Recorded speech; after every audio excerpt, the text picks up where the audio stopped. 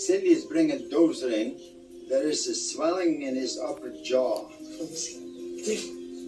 As the day went on, it kept getting bigger and bigger.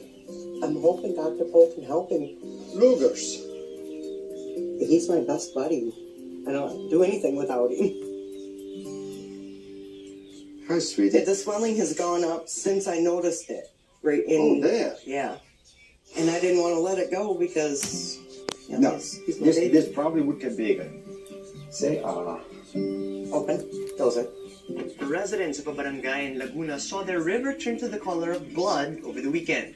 Let's get the rest of the story from Shine The Francisco. scene looked like it was taken off the Bible, when the River Nile was turned to blood in the time of Moses. Residents of Barangay Sorosoro in Laguna witnessed for the first time how a nearby river turned red on Sunday. Though the phenomenon only lasted less than 2 hours, residents worry why this happened. Yung mga bata, mayroong magsabi na may nakita raw silang dugo daw yung ilog. Kaya napasugod ako rin. Akala ko nung mayroong nagano doon. Yung may pinatay, tinapon. Baka nga, yung chemical noon, hindi namin masasabi sa kalusugan namin. Din kami, naiinis, bakit sa ilog itinatapon yung mga chemical, hindi naman dapat diyan kasi nakakasira sila ng kalikasan. The same phenomenon also happened in 6 other villages in Binyan, Laguna, 2 more barangays in Carmona, Cavite, and even in Laguna de Bay. Vernan Magundayaw, a fisherman in Laguna, says about 2,000 tilapia and milkfish in his cages have died early Monday morning. He suspects toxic chemicals contaminated the waterways. Tingin po namin, kasi kaninang umaga lang po nagkamatay ang mga isda. Kahapon po umagos yung mapulang tubig. Siyempre, kagabi, nasa lawa na po siya ng Laguna. The Community Environment and Natural Resources Office in Binyan has already sent water samples to Laguna Lake Development Authority for testing. Alas 3 sa hapon adlawng Domingo, nakurata ng mga residente. Nung ito lang nakaraang linggo, ang parte ng kanilang dagat naging kulay dugo. Baka sinyalis yun ng Panginoon, kaya siya pumupula.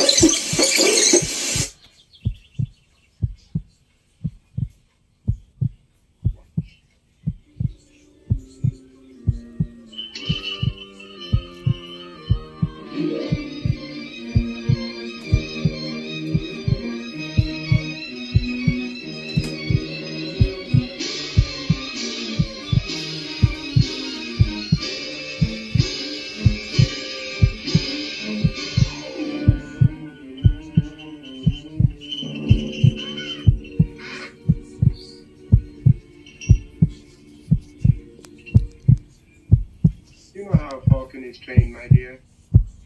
Her eyes are sewn shut. Blinded temporarily, she suffers the whims of her God patiently until her will is submerged and she learns to serve. Thus your God taught and blinded you with cross. You had me take off my cross because it offended... It offended no one. My master and his followers look about with open eyes. No, it simply appeared to me to be discourteous to wear the symbol of the deity of the day. Your master. Satan, Lord of light.